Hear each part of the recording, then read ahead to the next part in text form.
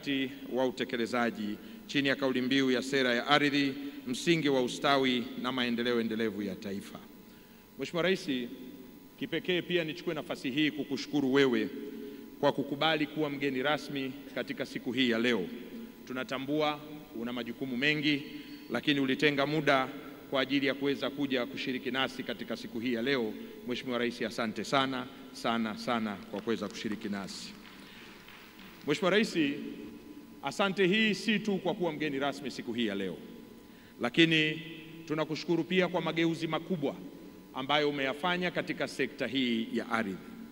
Mheshimiwa Rais, ulipoingia madarakani mwaka 2021, kuna mambo mengi ambayo yalikuwa hayafanyiki na wewe ukayaanzisha katika wizara yetu ya ardhi, na nitaje machache. Mheshimiwa Rais, wakati unaingia madarakani ulielekeza wizara ya ardhi kuhakikisha kwamba inapanga, inapima na ardhi kuwa tayari kumilikishwa kwa watu, lakini kukawa hakuna fedha ya kufanya hivyo Mheshimiwa Rais. Lakini ulitoa zaidi ya bilioni 50 na nilieleza pale nje katika mfuko wetu wa KKK, na leo hii kwa kushirikiana na ofisi ya Rais TAMISEMI, Mheshimiwa Rais, tumezikopesha halmashauri zaidi ya 52 kwa ajili ya kupanga, kupima na kumilikisha ardhi katika halmashauri hizo, na hivi tunavyozungumza Mheshimiwa Rais, fedha hiyo pia inarejea na tumerejeshewa zaidi ya bilioni 29.1. Lakini vile vile Mheshimiwa Rais, umetoa zaidi ya bilioni 133 ambazo katika fedha hizo ndio leo pia umetukabidhi vitendea kazi vya magari zaidi ya 70 ambayo umeyazindua Mheshimiwa Rais, ambayo vitendea kazi hivi vinakwenda kwenye halmashauri zetu na mikoa yetu kuhakikisha kwamba watumishi wetu wa Wizara ya Ardhi wanaenda kutekeleza majukumu yao kwa weledi, kwa wakati na kupeleka huduma kwa wananchi. Haya yote ni wewe Mheshimiwa Rais ambayo umeyafanya. Lakini vivyo hivyo Mheshimiwa Rais, umetoa zaidi ya dola za Kimarekani milioni 65 kwa ajili ya kwenda sasa kutengeneza ramani ya msingi mpya katika nchi yetu. Nchi yetu mara ya mwisho ilipimwa mwaka 1978 katika kutengeneza ramani ya msingi, lakini uliona umuhimu na katika kipindi chako ukatoa fedha hizi, na kuna mengi ambayo Mheshimiwa Rais umeyafanya. Sasa nije katika mabadiliko ya sera hii ambayo tunaizindua siku hii ya leo Mheshimiwa Rais. Katika taifa letu kabla ya uhuru tulianza kuwa na sheria ya ardhi ya mwaka 1923 Mheshimiwa Rais. Sheria ile ilitungwa na mkoloni Mwingereza, na sheria ile tulienda nayo mpaka mwaka 1967 ambapo tulikuja na azimio la Arusha Mheshimiwa Rais. Baada ya azimio lile la Arusha, sheria nyingine iliyotungwa kuendana na masuala ya ardhi ilikuwa ni sheria ya vijiji na vijiji vya ujamaa mwaka 1975. Na baada ya pale hakukuwa tena na sheria nyingine yoyote iliyokuwa imetungwa, na ikazua migogoro mingi sana ya ardhi Mheshimiwa Rais, na hatukukuwa na sera yoyote ya ardhi katika taifa letu hata mara baada ya sisi kupata uhuru. Serikali ya awamu ya pili chini ya hayati Ali Hassan Mwinyi iliona changamoto zilizokuwa zinatokea katika masuala mazima ya ardhi, na Mheshimiwa Rais Mwinyi aliunda tume iliyoongozwa na Profesa Shivji mwaka 1992 kuweza kufanya mapitio na uchunguzi mbalimbali katika masuala ya ardhi katika taifa letu. Mheshimiwa Rais, baada ya timu ya Shivji kumaliza kazi yake, ndipo tukapata sera ya kwanza ya ardhi baada ya uhuru wa nchi yetu, sera hiyo ya mwaka 1995. Na baada ya sera ile kuzinduliwa mwaka 1995, Mheshimiwa Rais, hatukukuwa na sheria nyingine yoyote ya ardhi. Sheria za ardhi zilikuja kutungwa mwaka 1999 ambapo tulikuwa tuna sheria mbili, sheria namba 4 ya miji na sheria namba 5 kwa ajili ya vijijini. Baada ya pale Mheshimiwa Rais, tukawa na utekelezaji wa sera ile na sheria zile, lakini kukawa kuna changamoto mbalimbali ambazo zinajitokeza mara kwa mara Mheshimiwa Rais, ikiwemo moja hapa hata msanii Mrisho Mpoto ameionyesha vizuri sana. Ilikuwa katika sera yetu ya ardhi Mheshimiwa Rais inasema kwamba ardhi itamilikishwa kwa mwanamke kwa kuzingatia mila na desturi zetu. Katika mapitio ambayo tumeenda kuyafanya Mheshimiwa Rais kwa maelekezo yako wewe, ni kwenda kuangalia maeneo mbalimbali ambayo leo hii kwa dunia ya sasa hayako practical tena, na kwenda kuongeza mengine ambayo Mheshimiwa Rais yanaenda kwenye uhalisia zaidi kama masuala ya kidijitali katika sera ya sasa. Kukawa kuna majaribio mbalimbali Mheshimiwa Rais ya kuweza kuboresha sera hii ya ardhi. Attempt ya kwanza Mheshimiwa Rais ilifanyika mwaka 2010, lakini mchakato ule hakuweza kufikia mwisho. Lakini mwaka 2015 tena Mheshimiwa Rais, mchakato ule wa mapitio ya sera hii ya ardhi ulianza tena, lakini nao haukuweza kukamilika. Lakini katika serikali yako wewe Mheshimiwa Rais, ulipoingia madarakani, ulitoa maelekezo mahususi kwa Wizara ya Ardhi kuweza kufanya mapitio ya sera yetu ya ardhi na kuweza kuifanya iwe ni sera inayoendana na nyakati za sasa. Baada ya kutoa maelekezo yale, wataalamu walishirikisha wadau mbalimbali wakiwemo jumuiya za watumiaji ardhi, wakulima na wafugaji, wafanyakazi katika mashamba, ilihusisha watu, wafanyabiashara, wawekezaji, taasisi za kidini na wadau mbalimbali katika jamii yetu kuweza kutoa maoni yao ya nini kiweze kufanyika katika maboresho ya sera yetu hii ya ardhi ambayo leo Mheshimiwa Rais unaizindua.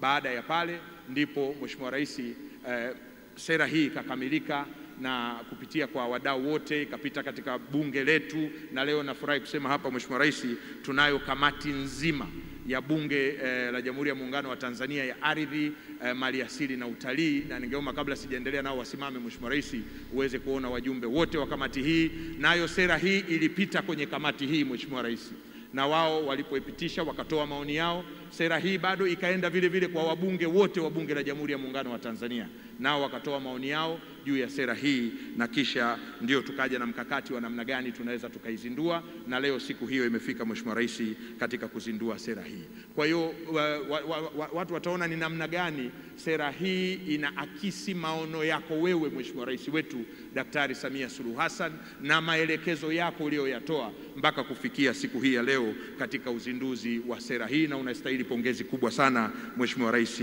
wa Jamhuri ya Muungano wa Tanzania. Mheshimiwa Rais, Mwenyezi Mungu ametubariki kuwa na nchi nzuri sana yenye ukubwa za kilomita za mraba zaidi ya 946,303, na katika kilomita hizi za mraba Mheshimiwa Rais, kuna rasilimali nyingi ikiwemo milima, madini, mbuga zetu za wanyama, bahari, gesi, mafuta, lakini vyote hivi Mheshimiwa Rais vipo vimekaa katika ardhi. Kwa hiyo inaonyesha namna gani ardhi ni kiungo muhimu katika ukuaji wa uchumi wa taifa letu, na kuwa na sera ambayo inaendana na wakati ni kuhakikisha vile vile tunatumia rasilimali hizi tulizonazo vizuri katika taifa letu. Mheshimiwa Rais, umekuwa ukituuliza mara kwa mara kwamba je, ardhi iliyopo kwa sasa inajitosheleza kwa vizazi vijavyo? Mwaka 1961 wakati tunapata uhuru tulikuwa Watanzania milioni 9 tu. Lakini Mheshimiwa Rais, katika sensa ya kwanza kabisa kufanyika katika taifa letu ya mwaka 1967 tulikuwa Watanzania milioni 12. Mipaka yetu, ardhi yetu ni ile ile, na leo hii kwa sensa iliyofanyika mwaka 2022 tuko Watanzania takriban, ilikuwa kipindi kile milioni 64, na makadirio ya sasa kwa NBS Mheshimiwa Rais ni kama tuko milioni 68. Hivyo kuna ulazima mkubwa sana Mheshimiwa Rais wa kuhakikisha tunaipima nchi yetu, tunaipanga na kutambua kila kipande cha ardhi katika nchi yetu, ili na vizazi vijavyo navyo viweze kuja kukuta ardhi ambayo na sisi tuliirithi kutoka kwa mababu zetu. Mheshimiwa Rais, umekuwa ukilitolea maelekezo hili mara kwa mara la kuhakikisha kwamba tunaipima na kuipanga nchi yetu. Tumekuwa tuna ukuaji wa miji wa kasi kubwa sana.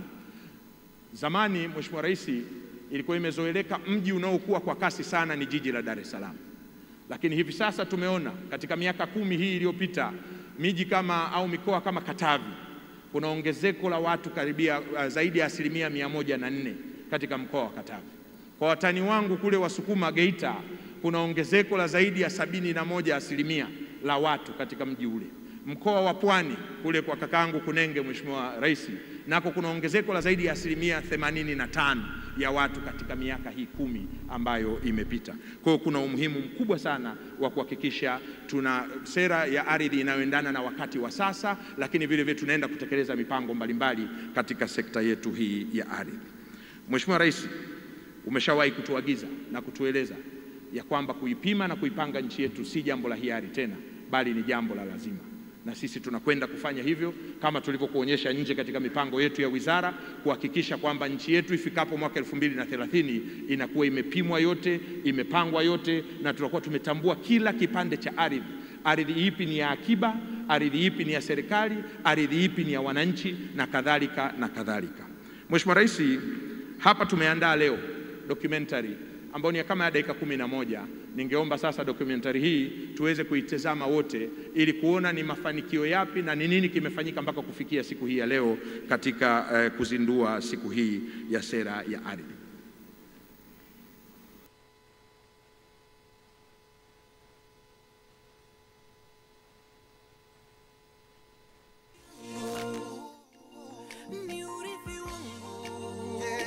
Watanzania wenzangu, kwa kipindi cha takriban miaka 30 ya utekelezaji wa sera ya taifa ya ardhi ya mwaka 1995, Wizara ya Ardhi, Nyumba na Maendeleo ya Makazi imeendelea kutekeleza majukumu mbalimbali katika maeneo ya upangaji, upimaji, utawala wa ardhi, uthamini, usimamizi wa sekta ya milki na nyumba na utatuzi wa migogoro.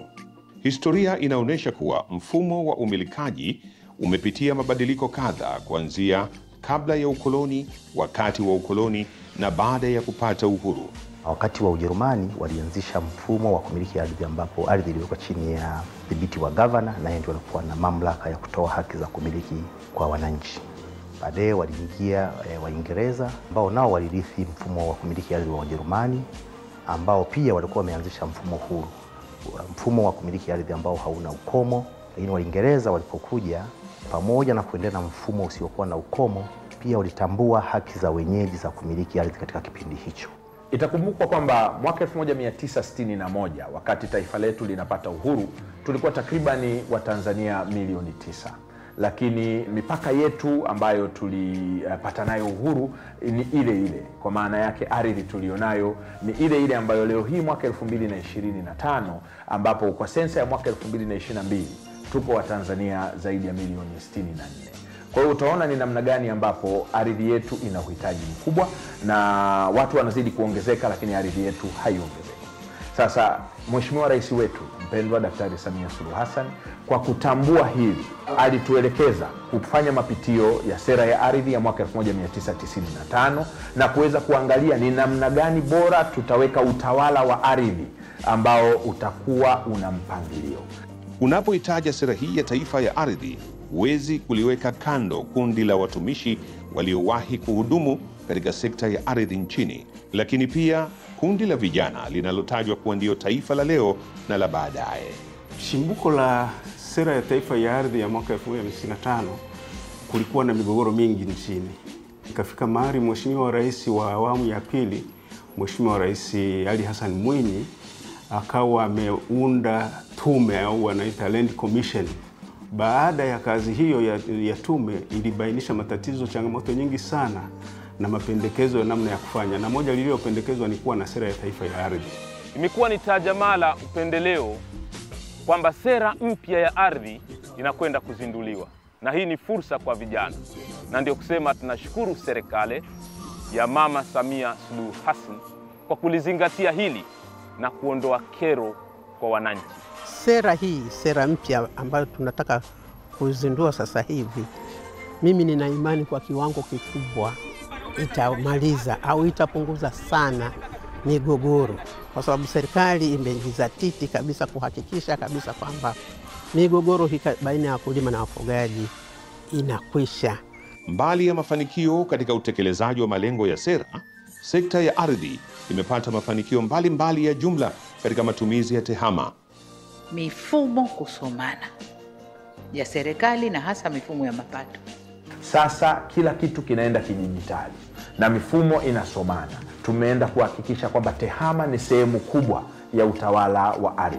Mmeona namna sasa hati zinatoka kidijitali, mmeona namna mfumo wa ardhi unavyosomana na NIDA, unavyosomana na TRA na unavyosomana na wenzetu wa BRELA. Haya yote ni maelekezo yake Daktari Samia Suluhu Hassan, Rais wa Jamhuri ya Muungano wa Tanzania, na uzinduzi wa sera hii ni katika kuona maono yale ya rais wetu yanatimia.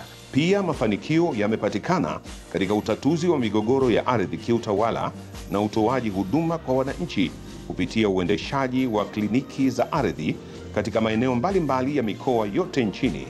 Kupitia kliniki hizo, takribani wananchi 41,508 walisikilizwa na kupatiwa huduma, ambapo migogoro 8,432 ilitatuliwa na jumla ya hati miliki 20,426 zimetolewa.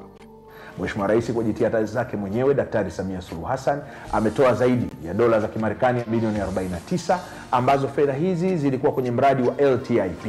Tumepata vitendea kazi vya upimaji, tumepata vitendea kazi vya usafiri, tumepata vitendea kazi vya maofisini na mambo kadha wa kadha. Lakini vile vile tumeenda kupima vijiji vyetu katika nchi yetu hii ya Tanzania. Ikumbukwe mpaka anapoingia madarakani Daktari Samia Suluhu Hassan tulikuwa tumepima vijiji 4,000 tu katika nchi yetu yenye vijiji zaidi ya 12,000. Lakini katika kipindi kifupi cha Daktari Samia Suluhu Hassan tunakwenda kupima zaidi ya vijiji 2,000 katika taifa letu, katika kuhakikisha tunaboresha miundombinu ya upimaji na ramani. Mheshimiwa Rais ametuletea mradi ambao una thamani ya zaidi ya dola za Kimarekani milioni 65, mradi wa LDI, ambapo mradi huu unakwenda sasa kuhakikisha tunaiangalia nchi yetu yote, tunaiskani kwa kidijitali, ambapo ramani zote zitakuwa ni za kidijitali. Kwa hiyo itasaidia katika upangaji wetu wa nchi yetu. Mtu wa mamlaka ya maji ataangalia ramani ambayo ni moja, mtu wa barabara ataangalia ramani ambayo ni moja, mtu ambaye anataka kuchimba mtaro wa kupitisha nyaya za umeme au nguzo au nini atatumia ramani moja. Serikali inatekeleza miradi mikubwa ya kimkakati ikiwemo mradi wa ujenzi wa bomba la mafuta ghafi, reli ya kisasa yani SGR na bwawa la Mwalimu Nyerere. Katika miradi yetu mikubwa tulionayo ikiwemo bwawa la Mwalimu Nyerere, SGR na bomba la mafuta, wathamini walifanya kazi hiyo na kutayarisha majedwali ambayo yalitumika kulipa fidia. Fidia hiyo ililipwa kwa wakati na miradi hiyo kuanza. Tunapopata umeme kutoka katika bwawa la Mwalimu Nyerere tunafurahia kazi kubwa iliyofanywa na wathamini, na pale tunapoipanda SGR tunakuwa na amani kwamba wananchi waliokuwa na mali katika maeneo hayo walilipwa fidia yao kwa wakati. Pamoja na ushiriki katika mradi wa kimkakati, wizara imeshiriki katika shughuli mbalimbali za kitaifa, hususan katika upangaji, upimaji na umilikishaji ardhi kwa wakazi mbadala 269 ya waathirika wa maporomoko ya udongo yaliyotokea mkoani Manyara katika eneo la Hanang, na makazi mbadala ya wananchi wanaohama kwa hiari katika wilaya ya Ngorongoro na kwenda Msomera, wilaya ya Handeni, ambapo makazi 5,570 na mashamba 8,251 yamepangwa na kupimwa. Serikali imejitahidi kadri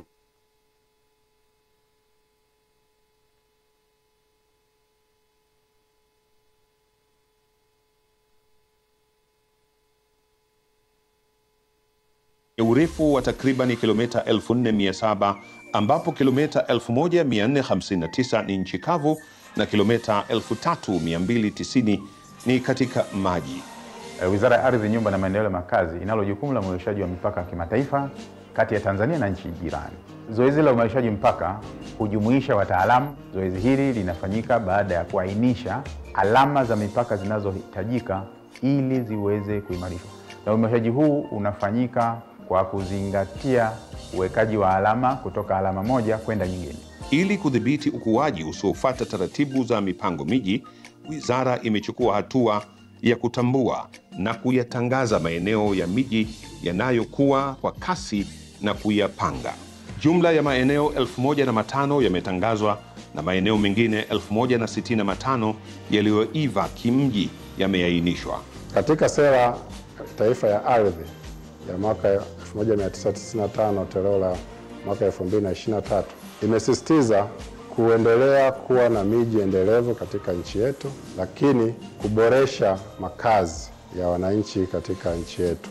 Wizara kupitia shirika la nyumba la taifa NHC imeendelea kujenga nyumba za makazi ili kukidhi mahitaji ya makazi bora ya wananchi kupitia miradi mbalimbali ikiwemo ile ya mradi wa Morocco Square uliokamilika kwa 100% na mradi wa Kawe 711 unaoendelea na ujenzi. Pia shirika linaendelea na utekelezaji wa mradi wa Samia Housing Scheme unaotarajiwa kugharimu takriban shilingi bilioni 466 ukiwa na lengo la kujenga nyumba 5,000 kwa awamu katika mikoa mbalimbali nchini. Malengo mahususi ya Sera ya Taifa ya Ardhi ya mwaka 1995 toleo la 2023 ni kuimarisha mfumo wa umilikaji na uendeshaji ardhi ili kuwezesha raia wote kuwa na haki sawa ya kupata ardhi na kulinda ardhi ya serikali. Tunapoongelea kuhusu umiliki wa ardhi Tanzania, sera ya mwaka 1995 ilitoa haki sawa ya umiliki wa ardhi kwa mwanamke na mwanaume. Hata hivyo, inapokuja suala la urithi, ile sera ya mwaka 1995 iliweka kipengele cha mila na desturi kuzingatiwa katika swala zima la urithi, hasa ikimbagua mwanamke katika swala hilo la urithi.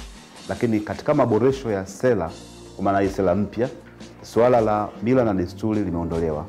Hii ina maana ya kwamba wanawake na wanaume katika umiliki wa ardhi wote wako sawa, lakini hata pia katika swala zima la urithi wote wapo sawa.